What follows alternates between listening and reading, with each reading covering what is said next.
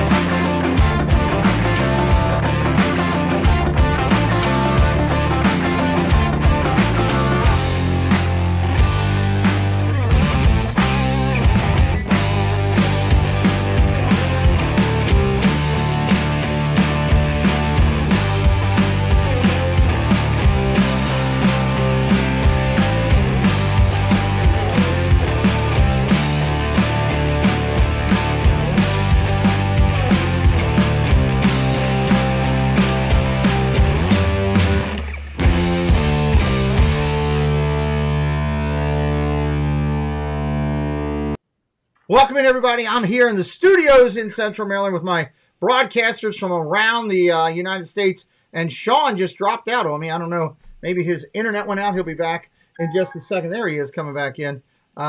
We got a fun group lined up for tonight. We got a lot to talk about. We're going to talk to these guys in a minute. Joey D will just be in there with his logo. He's listening. He's currently in a gym pumping his arms. He told me he's going to get them 2/4 of an inch bigger for next week. He was refusing to come in because I would not agree that the 49ers were better than the Jets, and he was mad about that. So we'll just have to deal with Joey D. Lower corner right below me, Sean Urban. Sean, how's things going, buddy? Things are going good. We've been busy, but it's glad to be here. And, we've had about a month of travel between vacation and work, so I am excited next week to get back to some of my regular programming, a little bit of football since we are upon that season, and getting back to some tin can days and hopefully making the rounds as we discuss the NFL in the upcoming season, which is turning out to be quite precarious. Well, we got a lot to talk about with the NFL. And also, Justin, I know you're a big advocate for them. We will be talking about the XFL a little bit today as well, too. How are you doing? Doing great, Pete. How are you? I'm good. Talking football, it's always a good thing. The NFL, you have the playing season and the non-playing season. It never ends. The NFL doesn't. So we'll be talking a little bit about the non-playing season. Yep, non-playing season and USFL, XFL, both. A little touch of that today. And, of course, Gene is here, which means we are contractually obligated to at least acknowledge the Jets. But apparently this year might be something different. They are a professional team, Pete. They are a professional team. When did that happen? Act like it. Hold on, I didn't get that. Even though they may not act like it often, we at least have a professional quarterback now. And shout out to my fellow Jet fan, Pete Carney. He's not here right now, but shout out to my fellow Jet fan. Yep, he'll be Carney will be back next week, so we'll have a good time there. So welcome into everybody in the chat. Joy S is here. Jacob is here. Good to see you. Paul Engel's in the chat, hanging out, and many others that I'm sure we'll be saying hello to as we go through. And you have your comments. Movie Mania Nick is here as well. We'll be bringing everybody up. I'm a Jet fan. Oh, yeah, all the Jet fans. There's our broadcasting team currently. We'll be making some changes. We're going to be adding some people to it, taking some people out that are unavailable to broadcast with us for their own reasons. And, of course, when we do that, we'll be acknowledging the newbies and thanking those, and that'll be coming up real shortly. So let's start out here, guys. Let's talk about this to start out here. I'm excited about this. This is going on this weekend. This is the XFL, and they're going to be finishing – their championship is coming here, and this is what surprised me. It's Arlington, who I didn't expect to be in it, facing DC, who I did expect to be in it here. And Sanudo, I tell you what, I know you followed it a little bit. It's been much better than I thought it would be when they started at the beginning of the year. It has been. And, this XFL Championship, I implore all of you who enjoy football, enjoy storylines, to watch this. It's a David versus Goliath. You got the Renegades who have a losing record during the regular season.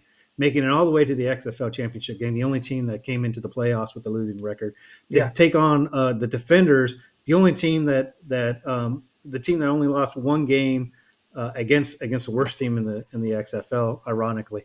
And these two played each other, I think maybe week 8, week 9, where it came down to an overtime game. I mean, this is just going to be a fun game.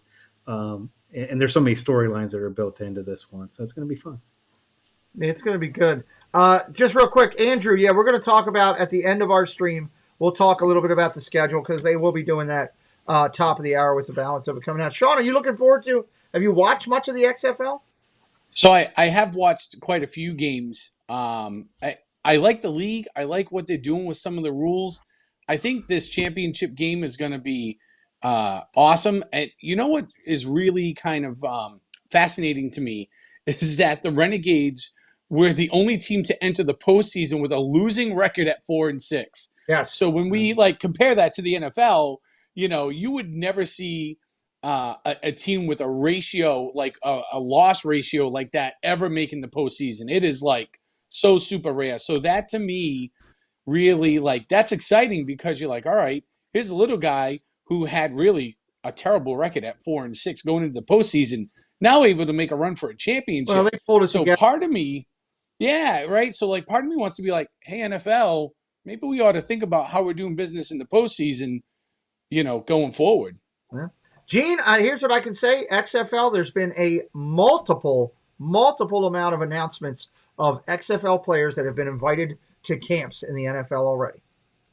Yeah, and that's good. I think that's one of the biggest thing of the XFL and the USFL as well is to give a lot of these players that maybe not had a chance to get into the NFL, give them a second look for to see how they are on game tape, right? Some of them hadn't had a chance really to have a put together tape since college. This gives people a chance to show other development they might have had that's better than just practice, right? Yeah. And kudos to The Rock and everybody involved with the XFL because it's been a tremendous first opening season for these guys who are first season back. True David and Goliath, as Justin said. I'm excited to see it. I tell you one thing, and I've been very happy with the XFL play. I like some of the rules. I think the XFL came out their first year better than the USFL did their first year. And I think the XFL, welcome in Zippity Doo Dog, welcome in Curtis family. I think the XFL has a huge opportunity next year. They're talking potentially expanding their league by 2 teams maybe. And if one of those teams is in San Diego, they could crush it like they did in St. Louis where they're getting 30,000+ people, to show up. That's the thing. They had 3 teams that had games where they had 30,000+ in attendance. St. Louis had it. The DC has had up in the 20s and 30s, and Seattle has had it as well. So it's not like this league is chump change. And I will be broadcasting this game live on Saturday night right here on the channel if you're looking for a place to come hang out and talk about it. Let's address the big purple horse that's sitting in the corner and get it out of the way. The Ravens have extended Lamar. Let me get my opinion out first. Everybody's going to say it, then I'll hear what the boys have to say. Here it is. It's simple. Did I say Lamar was going to hold out? Yes. Did I say the Ravens weren't going to sign him right away? Yes. Did I say that he was going to be traded? I did, and I thought it was going to happen. Honestly, it was very close. Did Lamar go out and try to find out his value out there to other teams and realize it wasn't at $200 million guaranteed? Yes. Did Lamar go out there and find out that the owners are not going to allow the structure that Cleveland did to screw up the entire league? Yes. God bless the owners. Here's what I'll say about Lamar. He's our quarterback. He's the guy. Until he shows me in the playoffs that he can do something special, he's just an average QB. I don't care what you say. He hasn't done it yet where he's done what Mahomes and Allen and others have done to put their team on their back and move them through the playoffs. When I see that, I'll give him next level. He is incredibly athletic. I'm not taking that away from him. He's got a ton of talent. But guess what? Dan Marino had more talent in his back pocket than 99% of the world when it comes to throwing the football, and he never won anything. Keep that in mind. Talk about elite. Okay? So I'll start out with Gene. Your thoughts on the Ravens extending Lamar? I hear what you're saying, Pete. I think it was the best option for them, what they needed to do, and it was the best option for Lamar. I don't think he really had the places to go that he thought he had. I don't think this happens if it wasn't for the Jalen Hurts contract, number one. And number two, he's gonna help set the market going forward. The Burrow. I think he's lucky too that Burrow and Herbert didn't sign yet, because there's no way he would have been able to get more money than them, and that might have just thrown more of a monkey wrench into this whole process. Yeah. Because they're gonna get more money. So I'm looking forward to see what they get. And they're already talking about Mahomes actually might get a bump up because of this deal. They're already saying Mahomes might see in the next year, so they might bump him up to like $55 million a year just based on this deal alone. So he's setting the market up a little bit differently than before. Well, go ahead. You got to remember, Gene, with Mahomes, he took cuts and moved money out so that team could pay all the other players around him. Smart kid. Yeah. I wholeheartedly agree. I think instead of having the contract start right from when he signed it, it basically was set to start after his rookie deal. But he's going to get more money, and listen, he should be the highest paid quarterback in the league, Mahomes, right? Yeah. But but I think what's going to happen is I think Mahomes is probably going to wait. Now this was set. The next two dominoes to fall are going to be Burrow and Herbert, and then you're going to see Mahomes. But it starts here with Lamar Jackson. I think it's a ton of money. But when you got Danny Dimes making $40 million a year, it's kind of a fair deal. It really is. Yeah, it's fair. It is fair. Sean, throw it over to you. What are your thoughts? So I can't disagree with anything Gene said, even though he is a Jets fan, which is tough for me as a Patriots fan. I do think this may actually – it could kind of mess up the contracting in the NFL to a certain extent, because, Pete, I think you're right. He is nothing but an average quarterback until he proves otherwise. Not to say that he isn't good, but he is not that next level good. And when you look at his contract, he has the highest AAV at $52 million. He's got the second most guaranteed money, right below Deshaun Watson at $185. And in total value, he's number 2, right behind Patrick Mahomes. For somebody who is obviously an above average quarterback, this could really have a trickle down effect where you're going to get quarterbacks such as, say, Mac Jones, who is mediocre to average at best, let's face it, right? Asking for probably a lot more money in guarantees than really what they've earned and what they're worth.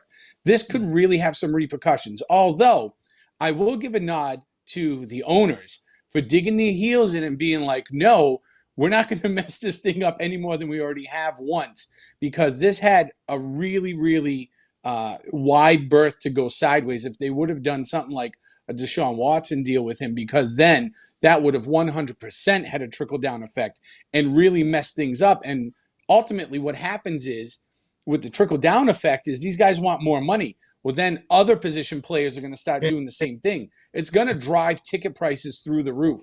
So as much as I don't always 90% of the time agree with the owners, they almost kind of need to wrangle things in at this point to make it affordable for the average fan to be able to go to a game 5, 6, 7 years down the road from now.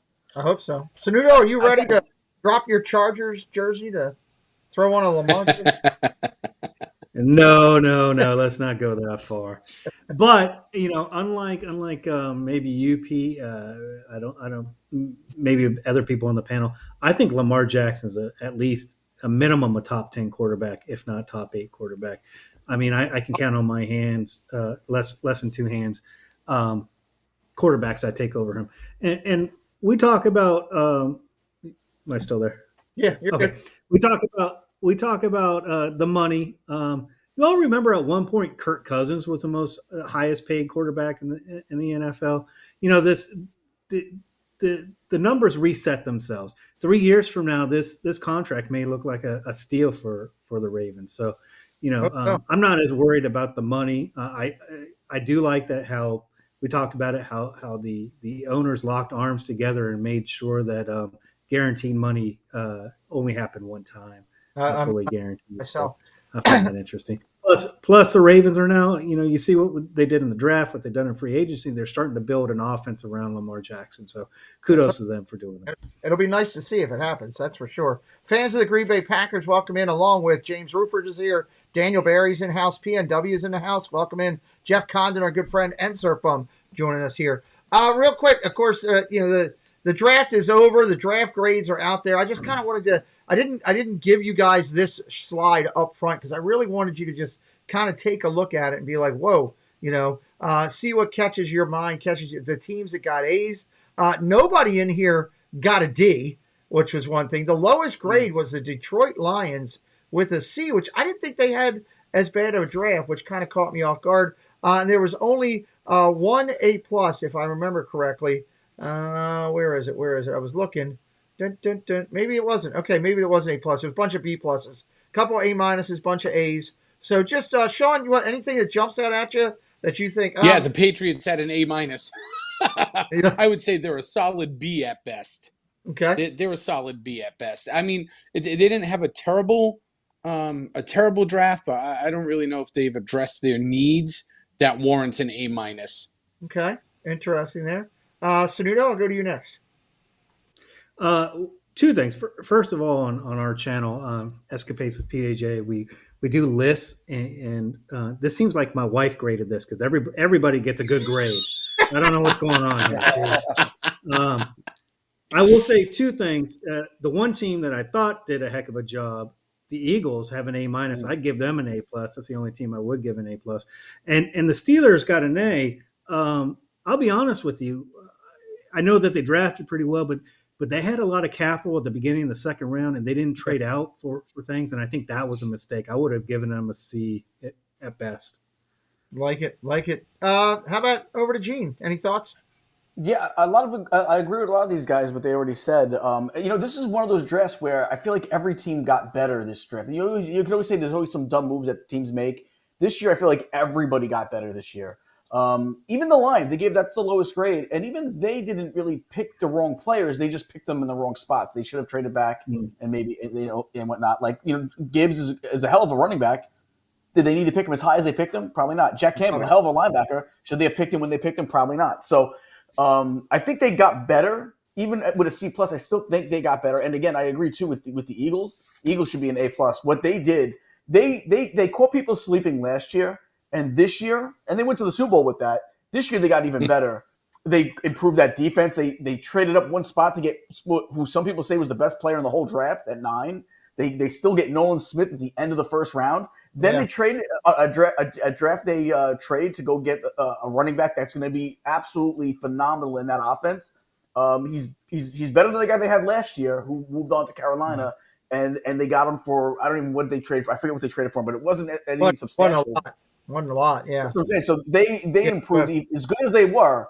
They've improved even that much more on draft day. So kudos to the Eagles. I hate to admit it, but they're going to be a scarier team. I feel bad for Joey's 49ers. Yeah, they're going to be tough. Welcome into the Road Warrior and Patty Puddles, both with great comments in there. Patty Puddles, Gene will be talking to you tomorrow about something I had in mind. He'll talk to you about that when you guys chat. Great to see you guys in here hanging out with us. All right, we're going to jump down here pretty quick and run through. This is just a quick look at the top 5 quarterback fits from the 2023 draft. This was put out by Maurice Jones-Drew of the NFL Network. I thought it was kind of interesting. There was 2 of these that I saw that said, interesting. So he's got Bryce Young, obviously, up there as number 1. Anthony Richardson up there as 2 as the best fit with the Colts. Then Stroud with the Titans. Then Stetson Bennett in there with the Rams. And then pulling out a hooker. Everybody needs a hooker every now and then. At 5. Right there. So, Gene, why don't you start this one out? Anything that jumps out at you? The list kind of caught me. I really thought that I wasn't expecting to see Bennett on there for me. What was it for you when you look at this list? Well, I kind of agree with this list to an extent. I think you know what? A lot of these smaller quarterbacks, they come out and they're usually pretty good the first couple of years of their career, and then they just fizzle out. Yeah. And we got the same thing with Bryce Young. He seems like a really great kid. Loved watching him in college. I just don't think he's going to be long-term for the NFL. I think the safest pick in here was C.J. Stroud.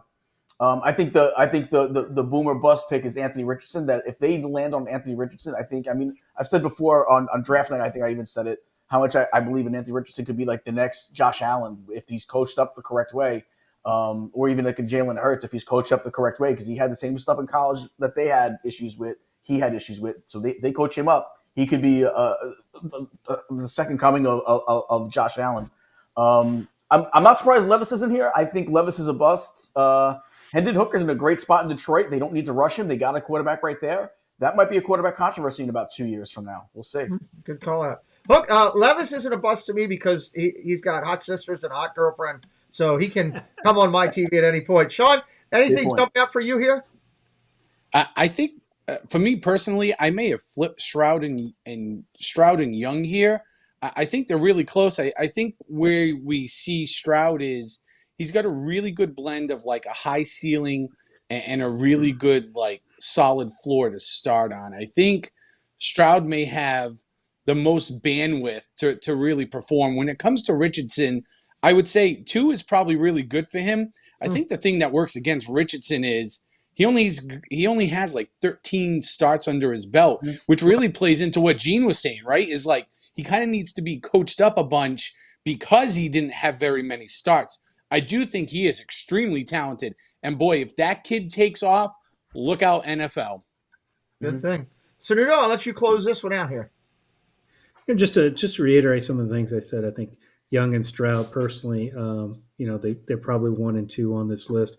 I'm afraid for Richardson, and we'll talk about it maybe a little bit later. I don't think he's going to have time to develop. That's going to be the hard thing. We are going to dig it. But I think 3 or 4 years from now, we're all going to look at this and say, how the heck did Hendon Hooker last to the 3rd round? Because I think he's going to be the best. He's going to sit for a year. They already said he's going to sit for a year, and he's going to take over that Lions team next year. And I think he is going to be the best one out of this draft. I was a Tennessee fan myself watching them play with him, the way he ran the offense. So that'll be good. We are going to dig into Anthony Richardson a little bit later here in the show. Before I go to the next slide, real quick, want to remind everybody that I will again be running the NFL Survivor League that I ran last year. If you were in, you'll already get an invite. If you weren't in and you're interested in making sure you get an email when I send it out there, make sure you do. It's $25 to get in per team. You pick 1 team per week. If you survive, you move on. Last year, the last 3 years, the winners have been paid out $7,000, which is a nice payout for an NFL survivor. So, Nuno, you did such a great job with that quarterback one. I'm going to let you start the running back one. Jones-Drew also threw it out there, the running backs. And interesting list here. Gibbs, Robinson, Vaughn, Charbonnet, and Akane. I always get that wrong. What are your thoughts here as you look at this? How can Robinson not be number 1? In all reality, come on. Jones-Drew was a heck of a running back himself, and maybe he got hit in the head too many times on that one. I don't know, but Robinson is without a doubt the best running back. He may be the best running back in the last decade to come out of college. So I don't know about that. Charbonnet at UCLA, he was a heck of a stud. The problem is he goes to a busy Seattle backfield. I don't know how much he's going to get the ball. And same thing with Vaughn. Vaughn's a good player, but again, he's going to be a running back that's not going to get the ball too often over there in Dallas. Yeah, that's a true thing there. I'll go to Gene next. Gene? Yeah, I think I see where he's saying I agree, Robinson's the most gifted running back in this group, but I think what he's talking about is the fit for that team. And I do think where Falcons are going to have a lot of issues running the ball, offensive line needs a lot of work. I think Gibbs is actually in a better spot with the Lions. I think Gibbs might have a better first year or two just because he's in a better situation. Higher octane offense compared to Atlanta. And I love Zach Charbonnet pick because you're gonna pair him up with Kenneth Walker, and those two guys are gonna it's like pick your poison. Who you gonna make sure that doesn't get the ball. Both can catch the ball out of the backfield. Both can run the ball. And I'll tell you what, I'm gonna give. He's not up there, but maybe he should have been because I think if you're talking fit, not just best running back, the guy the Jets drafted, Izzy Abanikanda, he's gonna be. I think that's a guy. He's a home run waiting to happen. I'm surprised he's not on this list.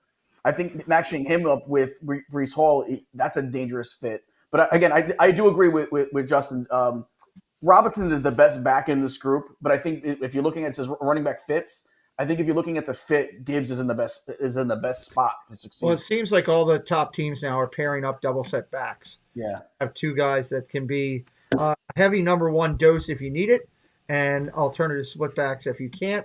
And so that's a good point there, Gene. Sean, what about you? You like any anacondas out there yourself? What are you thinking? No, my anaconda don't want none. I would say, you know what? So looking at this list, working bottom to top, Vaughn's a great player. I think he's going to have a really great career.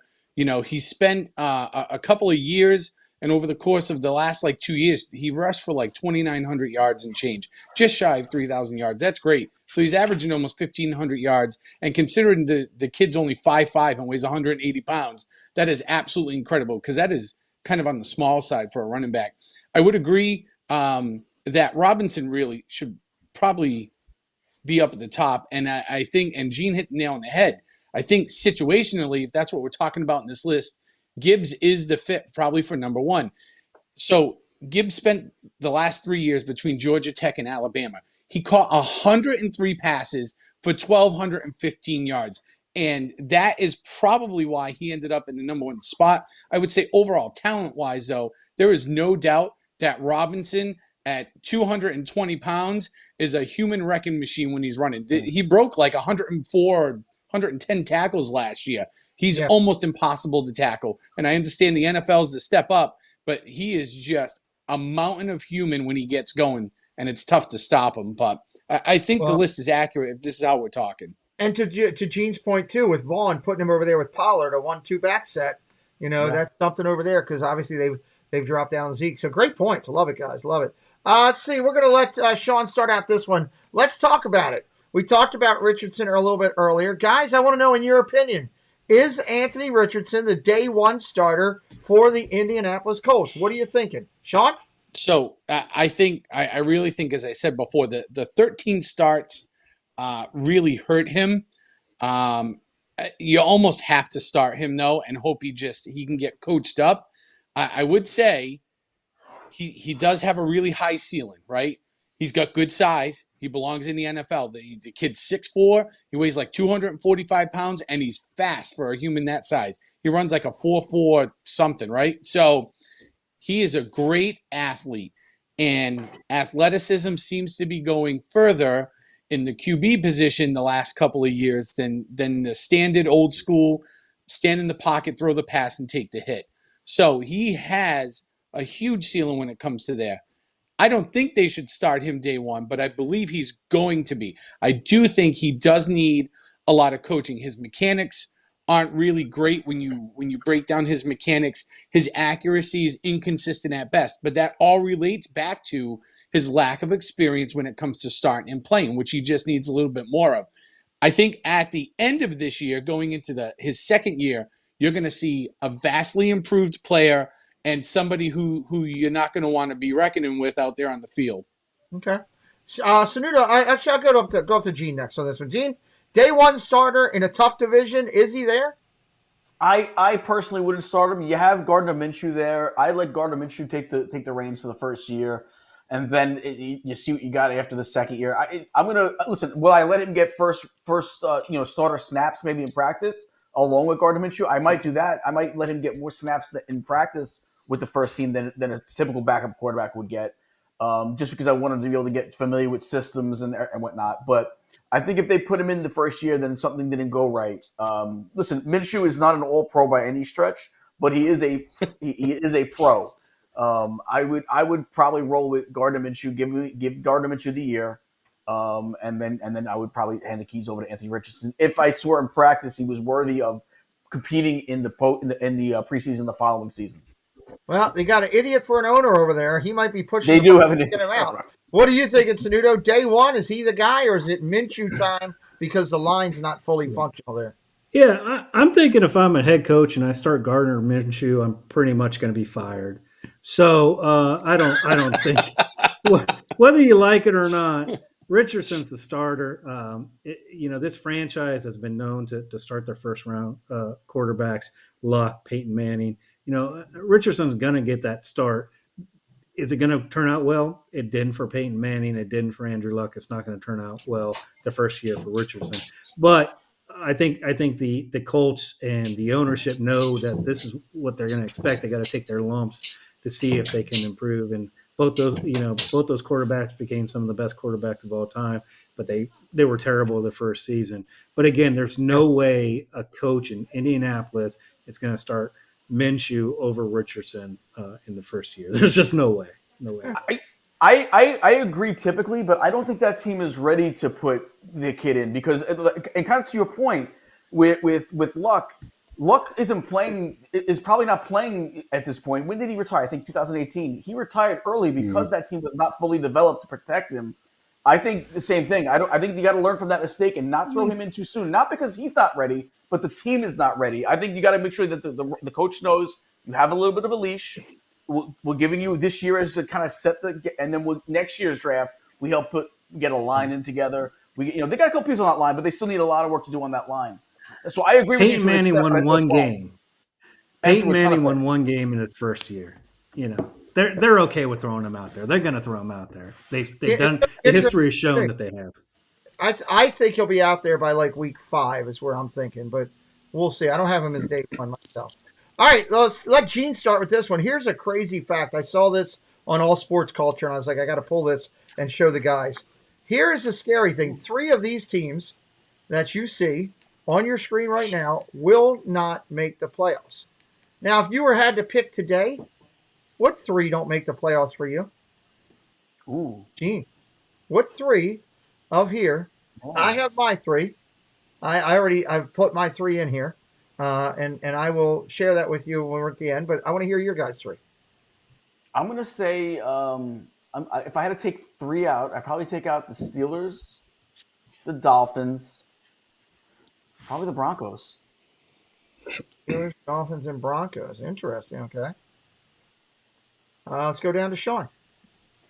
So I had 2 of those in the Steelers and the Broncos.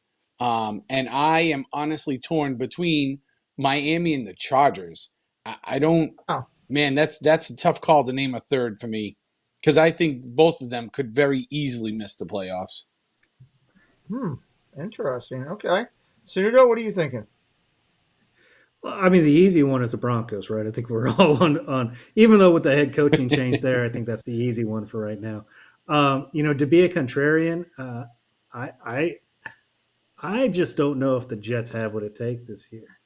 I understand they got a new quarterback who was an MVP from a couple years ago, but he sure as heck didn't play like an MVP last year. Now he has a brand new offense. He had a broken thumb. Yeah, sorry. I just don't think the Jets in that division make it.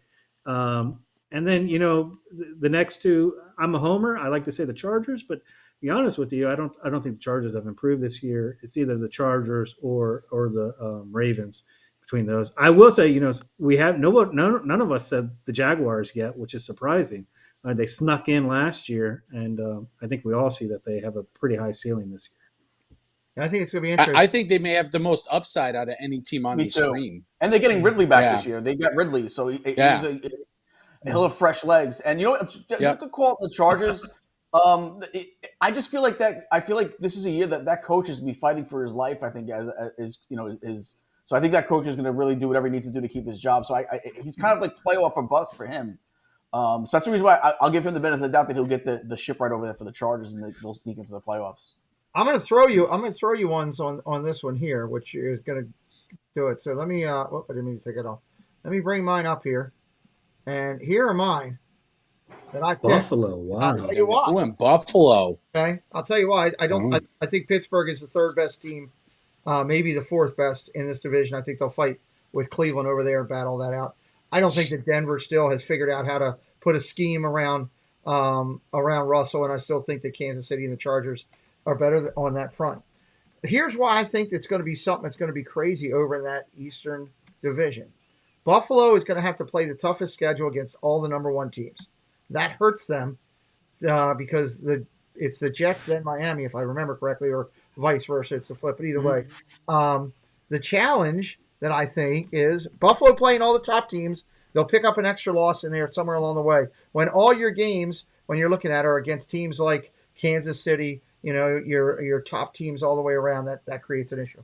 Second thing is that they're going to have a challenge with is they're going to have to play within the division a lot. I think all 3 of those teams are going to beat up on each other, and I think Bill Belichick will pull out a win somewhere where he's not supposed to against somebody that's going to hurt. And if I think it's going to be somebody, he always seems to play Buffalo tough. He does. I don't know why, but even last year you saw some of the games where he played Buffalo, and you're like, how the hell are they even in this game? So I think it comes down to those factors that it could be a toss-up. And I could see because the Jets and Miami playing lower-end teams around the competition that they're going to play in outside of the division could pick up a couple extra wins, and that could be scary. So actually, The Jets actually have the fifth toughest schedule based on last year's winning percentages. So, Yeah. We'll see. I don't know. It could be tough. It'll be interesting. We'll It, see how it all plays out. Can I just talk about one thing? We talk about the most valuable player in the NFL, and I agree that Mahomes is the best quarterback in the NFL. But if you take Joe Burrows off of that Bengals team, we're not even talking about them being even I agree with part you. of this. Agree. Yeah. I think Joe Burrows is the most valuable player in the NFL, and if he gets hurt, this Bengal team is nothing. The Bengals team is done. I agree with you 100%. There's no doubt. He is absolutely phenomenal, and definitely he to me is an MVP every time they walk on the field. I agree with it. All right, let's start it off here. We'll go with Sean to start it. Just some quick thoughts real quick. We saw the Eagles traded for DeAndre Swift, bolstered their team for what gave them even a little bit more. Just a little bit. Your thoughts on Swift and the Eagles. Man, how can you not look at that trade and be like, holy cow, you might as well just give the Super Bowl trophy to the Eagles right now. Just give it to them. How is that not probably one of the best added values for a team in the offseason right now on a team that's already offensively pretty lethal, right? So now you got a really mobile quarterback. You throw him in the mix. Look at their draft picks.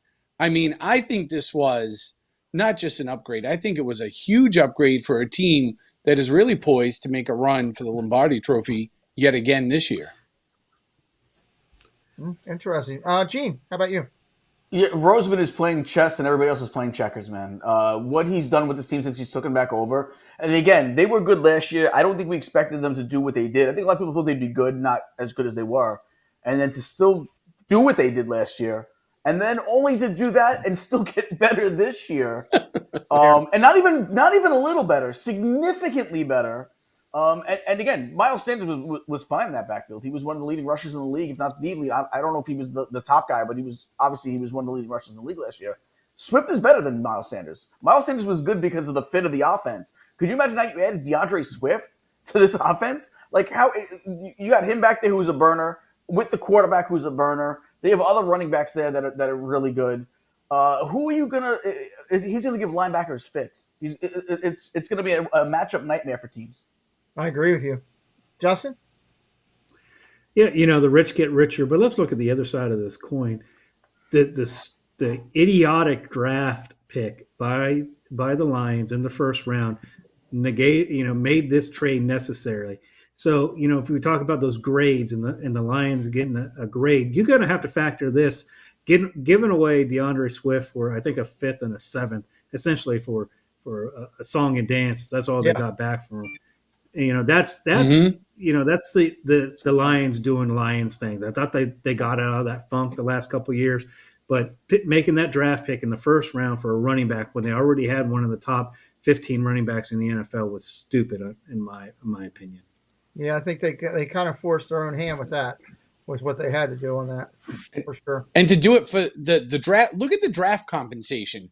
That's like getting this guy for a song. It really is. The value that you traded for him, if you are the Eagles, you are popping some champagne and lighting up some cigars because, man, did you make out. You got a little draft capital in 2023 and then a fourth round in 2025. What? That's you might as well steal him. You should have just drove up and just taken him out of the place. I agree with it. Yeah, I mean, I get why they traded him because he was going to cost them more money than they wanted. They can go get a rookie running back deal, set the market, start it over with the cap space and the age. But this is a trade that should have happened pre-draft. There would have been a back for them to get. So this should have happened pre-draft. They probably could have gotten a second rounder for him. Maybe a third rounder for him at that point. Maybe not a second rounder. Maybe I'm exaggerating, but because there's going to be a contract that needs to come into play too. But I can't. Again, I can't see why they didn't get him for at least a third rounder. So this should have been This should have been like a draft, like the day before type of trade. And again, I get why they traded him. Just the compensation was just like piss poor. Yeah, I agree with that. Okay, I'm gonna let Sanudo start out this one. Let's talk about another player that's moving around. Aaron Rodgers has finally been traded to the Jets. He's over there. How much of a difference is he going to make? Let's be honest. I think I already showed you my cards earlier. I don't think Aaron Rodgers is the Aaron Rodgers of old, without a doubt. I know we talk about a thumb injury.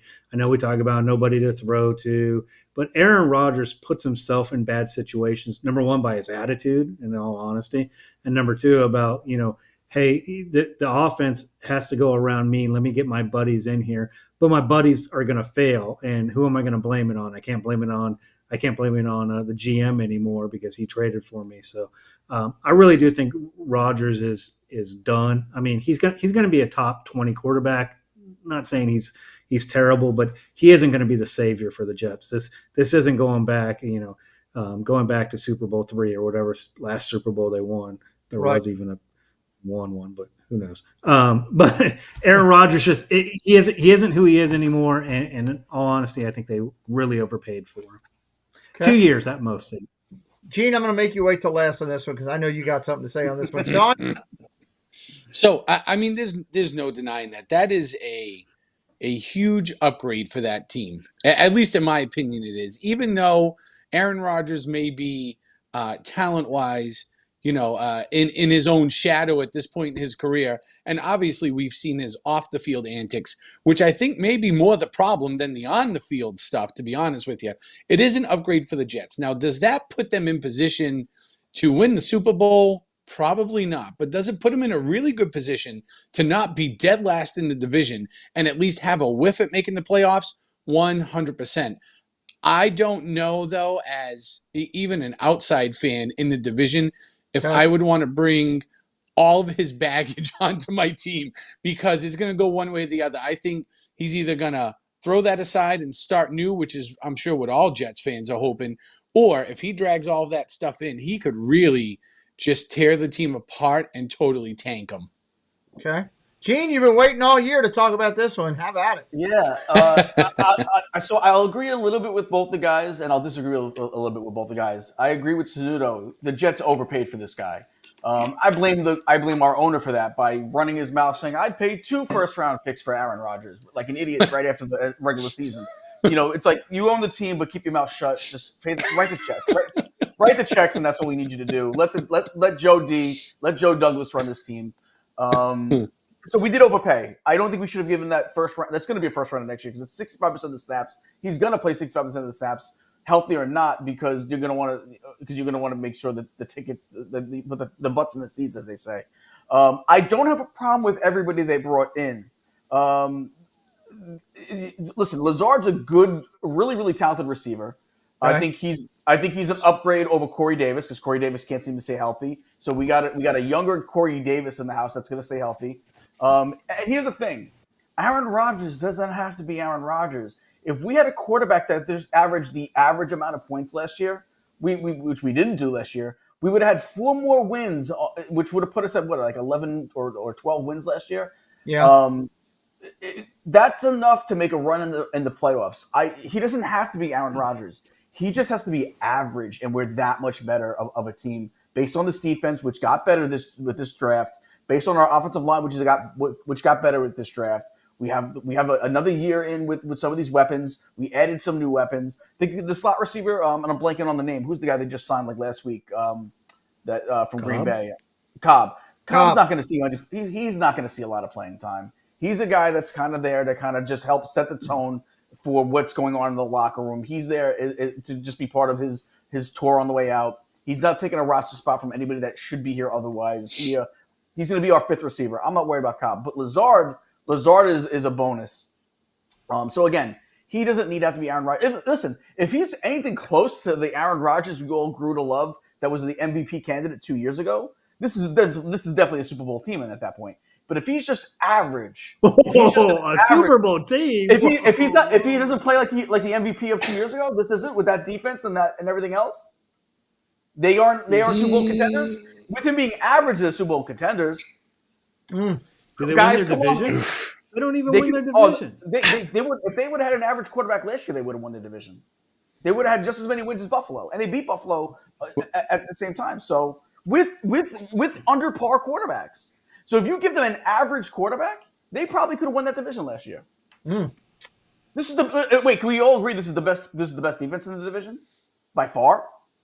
The Bills showed how I would say for sure.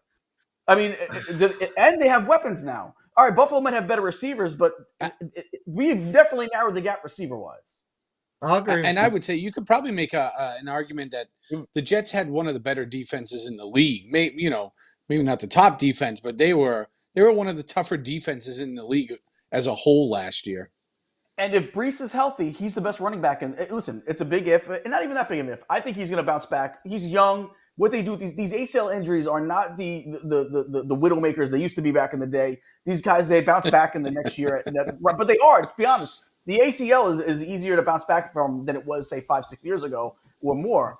A healthy Brees Hall, we have the best running game in the division. I see no reason why, if we have just an average Aaron Rodgers, an average quarterback play from Aaron Rodgers, that's not enough to make us win get us to win that division. I can't wait till next week when we're talking about the beer vendor in Section 101 is the best beer vendor in the league. Well, the one in MetLife Stadium for sure. Yeah. Aaron Rodgers right now is the third best quarterback in that division. Does it need to be any better than that? We had the worst last year. Think about as bad as we were last year at quarterback. If we just had an average quarterback, we would have won 4 more games. Those are stats. Those are mathematical stats. All right, so I'll throw it out there. Gentleman's bet, the $1 gentleman's bet. Jets over under 11 wins this year. Gene? Under. Me? Gene? Over. That might be a push. Do we got to get Under. There's your gentleman's bet for $1. We'll see if it pays off at the end of the year. I could see them getting 11 wins. I kind of have them at 11 or 12 wins. They get 11, I'll give you the push. The schedule, but they get 11, I'll give you the push. But we got it. You're going over. Snoo's going under. We'll see. Right now Sean's just hoping your quarterback just breaks his leg. That's all he's hoping. Yep, 100%. I don't blame him. We also should talk about this real quick, and I'll let Gene start this one. Jordan Love obviously is now taking over in Green Bay. What do you think he's going to do? Is he in, out? What's up? You know what? I hope they build some weapons for him because he's not going to have the same talent that Rodgers had, where Rodgers could still perform at a certain level without them putting up all these pieces around him. I like Jordan Love. I don't know if he's the answer. I think extending him the 1 year was a perfect solution because you get to see a little bit without having to go in long term. Right. So it made a lot of sense. I get exactly what they did, and we'll see. I wish I had an answer. I don't really. I think he's going to at least be decent. He's at least going to be decent, but it might take a year or so for him to kind of get his feet under him. Okay, Sanudo, your thoughts here? The Packers went out and they haven't drafted weapons the last couple of years when Rodgers was asking. They were going defense. This year, they go to Love, and the first 2 draft picks, running back and a wide receiver. That's going to tick off Rodgers, right? I mean, you got to be sitting at home going, "Damn, these a-holes." Anyways, I think, this is a perfect picture of Love because I don't think Love knows what he is, and I know the front office in Green Bay don't know what he is either. They gave him a 1 year just to get out of that rookie contract situation. I'll be honest with you. I don't, if Green Bay doesn't know what they have after 4 years already, I think it's been 4 years with Love, they're just waiting for next year's draft. I will say though, there probably will be worse than the Jets, but that's only a couple of teams that will be. So. Okay, Sean. So this would be interesting, right?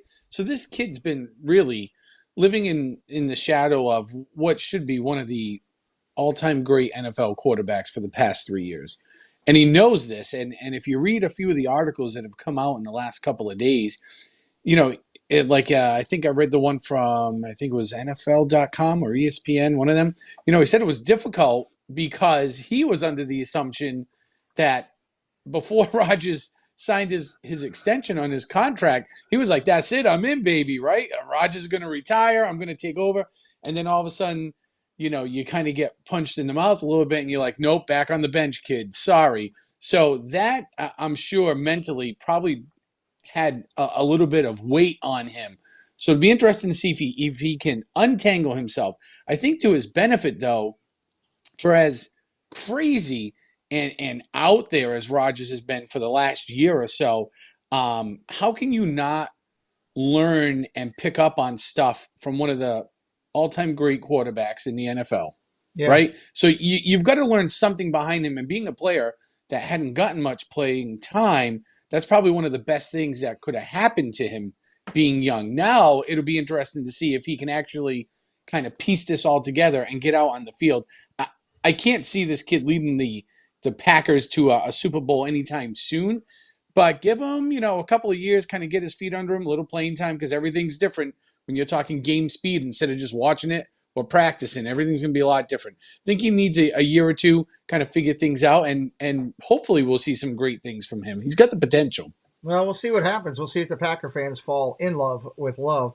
Real quick, before we get to the last topic, I want to remind everybody I'll be live doing the Saturday night XFL Championship game again, the DC Defenders against the Renegades. That'll be at 8 p.m. right here on the channel. We're excited about that. Proud to announce tonight for the first time that Gene and I will be doing a NFL weekend recap show starting Tuesday nights. That'll be right after week 1, Tuesday night live recap. You'll see some of the talent that we have brought together for this show. Come over with us and join us. We'll just be talking about what happened this week, redoing over the stats, talking about top plays, talking about big players. Tuesday nights, Gene and I doing the NFL recap live starting at the start of the season.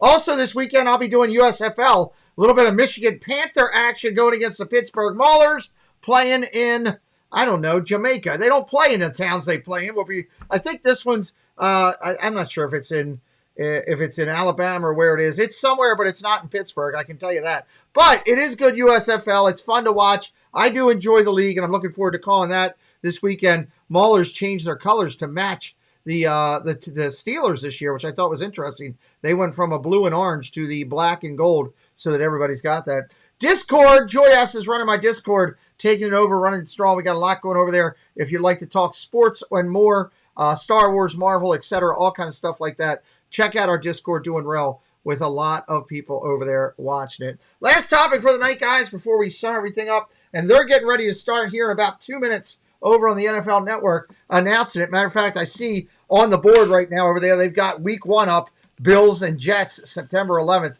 8:15 is one of the big games. Here's your international games. I'd just like to get your thoughts on it. You got your London games, Jaguars and the Falcons, Jaguars and the Bills. Another reason that the Bills got to travel across the sea. They might lose that game. And then Baltimore and Tennessee, not happy that my Ravens are doing all the traveling. Over in Germany, Guten Tag, you got Miami and Kansas City going over there, and you got the Colts and the Patriots. Let's start with Sean. You got one of your teams going over there. What are you thinking? Yeah, I mean, you know what? This is great. It's kind of cool to see a team go overseas and play. There's been a lot of rumblings of the NFL. And this sort of kick-starting, maybe getting a team internationally. To be honest with you, it doesn't make sense for the NFL or for a team just because of the time difference and the travel required. Like for those teams, if they were international, you'd have to set them up like the Jaguars are here on the screen, where you're playing 2 games out in that country before you come home, because it would be too much to ask a team to play and then travel when you're talking a day or more, and then to reset to the time differences to play and then go back and wash, rinse, repeat. But what this does, I think, for the NFL is they have some really good games here, and I do think it puts them in a position really to pick up broadcasters over there and start broadcasting more games, because it appears that people in Europe, and it's not just like the UK or just Germany, it is widespread. The Europeans love American football. So I really think this is really a foothold for the NFL, honestly, to just kind of bankroll a little bit more money and make a little bit more cash. I do like these games. I'm interested in watching them. Personally, I think the Patriots may win that game. I'm hoping they do, but we'll see. I have a whole Patriots thing I'm going to do next week, so I don't know. Love it. Love it. Sanudo! Week 12, my Ravens are traveling to the Chargers to play at your facility, but what do you think of the international game? I like the concept of having these games overseas, but my thought is, are we going to burn out these overseas, 3 weeks in a row in the UK and then 2 weeks in a row in Germany? I'm afraid, hopefully they don't get burned out. But the one big thing that I really dislike about this is having divisional games over there, and I don't think you should be taking away a home game from a divisional rivalry, that could lead to really big playoff implications because you weren't at home and now you're traveling to Germany for a division game. Love it. Good point. Welcome in. Okay, that's just Paul coming in. I thought so. You want to sum it up for No, your it's just Paul. Gene? Your thoughts? Yeah, as long as they can have 17 games, I feel like they should have an international game. I think everybody should play a neutral site game.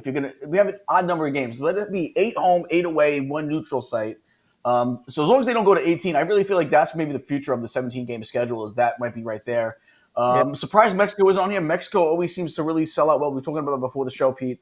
So I would love to see them add Mexico hopefully in the future. But I'll tell you what I feel bad for. That Miami KC game that late in the season that really could hold playoff implications. But Miami's going to be decent this year.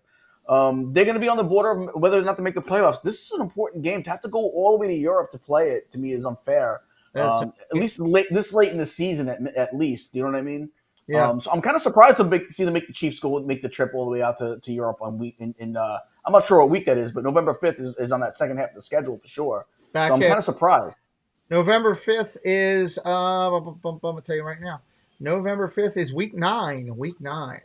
All right, so it's right on the border, I guess. I thought it seemed later than that, but I guess maybe because we got the late start this year. But yeah, I'll tell you, it's still late in the season though to send a potential Super Bowl candidate to go play overseas. But I'll tell you what, Germany, if it's any indication from last year, Germany loves their football, man. That was a Super Bowl atmosphere at that game last year. So absolutely. It'll be interesting to see. That's a great point though about the time, right? Because that's what I was saying is that it's late. If you've ever traveled internationally before for literally just a week, 7 to 8 days, it messes with your body. It messes with your timing. Yeah. And you're talking, they treat these guys like well-oiled, pristine, like Ferraris, right? I mean, they get their treatments and all this stuff. It throws all that into chaos. I do think just from a player safety perspective, it could actually put them into a worse position the later they do this, because when they come back the later in the season, the more tired they are. Now you're asking these guys to get out of their rhythm, mid-season. I don't know. Yeah, that's true. It's a good point. Real quick before I ask you guys to sum up your channel, we tie this up as they're going on the NFL Network with the thing. I was just looking at the Ravens, just a quick highlight here. I'm excited about this year because, we got our divisional games, I get, but outside the division, I got Houston, who's still undetermined. They got a lot of new talent, but they got proved. I got the Colts, undetermined. The tough game, I think, would be the Lions coming in. Seattle's got to travel across the country to us. I'll take that any day of the week. Tough game will be going out to the Chargers. That will not be easy for us traveling across the country. We do get the Rams at home, which will be great. We get the 49ers coming across the country. If we got to play San Fran, let them travel to us. My God. We do have to go to Jacksonville. We've had trouble with them, so that could be interesting. And at the end of the season, I got Miami at home and the Steelers at home the last 2 weeks of the season at home, so it'll be interesting. We're going to dig deep into these games next week. I'm going to pull a bunch of big games out. We're going to talk about them, their implications and all that with the team that'll be on here. Gene, tell us about all you got going. You got 2 channels you're working on now and a lot of good stuff. Yeah, you catch me typically Thursdays, though we're taking the night off because Sammy is away, but me and Sammy D from JSA Creations have Thursday nights. We do the Disney Underground on the Disney Nerdy channel, and there's also DVC with Disney Village Club on Mondays, Castles and Cocktails on Tuesdays with other cast members. And then Monday, Wednesday, Friday, you catch me on the Pop-Off channel doing the Pop-Off show with it's a sports-based show, and we talk about what happened the night before in sports. Love it. Absolutely love it. Let's go down to Sanudo. What do you got going on? Hey, Raven Ron, what's up, buddy? Escapades with PJJ, my wife and I, and sometimes our daughter, who's 13, would show up. And you know how 13-year-olds, sometimes they don't want to show up. My wife does a ton of shorts. She has done some awesome art. Go check out her shorts, and then check us out usually every Wednesday at 8 p.m. You might be the first guy that's actually told everybody to go check out his wife's shorts. She looks good enough. That's a soundbite. Just throwing it out there. So, Sean, what do you got coming up over there on your show there, buddy? Yeah, so you know what? We're going to finally, now that I'm done traveling, get back into a rhythm. So I like to call it streaming on the tees. So Tuesdays and Thursdays, we're probably going to be doing our football streams on Thursdays and our tin can streams on Tuesdays now. And I would say the big thing we have leading into that is Saturday we are going to be live streaming from an air show out here at Barnes Air Force Base out in the western part of Massachusetts. So Very get to cool. see Thunderbirds, F-35 demonstration, A-10, and we'll get some because of things that I know and do. We'll be able to probably get in and out of a few really cool places. So that'll be between probably like 11 to 2 on Saturday, I think is what I have it scheduled for. So Great. Go over and check out our friend Sean, Escapades of PJJ, and Gene and his things. All of the links are in there. My moderators are dropping them in here right now for you. Also, really excited. I just saw, obviously, the Ravens are going to be international in week 6, but I was really excited to see that they've got primetime game at home on Thursday night against the Bengals, a primetime game on Sunday night against the Chargers, a primetime game on Sunday night against the Jaguars, and a primetime game on Monday night against the 49ers. So 4 primetime games for the Ravens. So that kind of is going to be kind of good. We'll be talking about all the teams and what all they're doing as they go through. I want to thank all the gentlemen for coming in here. Everybody that's a part of our team all the way through. It makes it happen each week. We'll be back every week building up all the way through, talking about football every week. Even before the season, we'll be in here picking the games. And again, Gene and I will be live on Tuesdays, starting with our NFL recap right after week 1. So that'll be a week to start for that. We may do a week right before week 1 recap of the preseason or something. We'll talk about that, but definitely be here in week 2. Thank you, YouTube, Chris Berman and Tom Jackson, Pete. What's that? Right? So will be YouTube's Chris Berman and Tom Jackson. Yes. I can't wait to see how Not often. that Tom Jackson, the other Tom Jackson, the African American Tom Jackson. I can't wait to all the excuses Gene's going to make up for the loss of the Jets that week. I'm going to be honest. I'm looking forward to the first recap, Sanudo, where I'm like, it's the Jets against the Dolphins. Whoop! What happened? All right, come back. Hang out with me on Saturday. We got a big one. We'll see.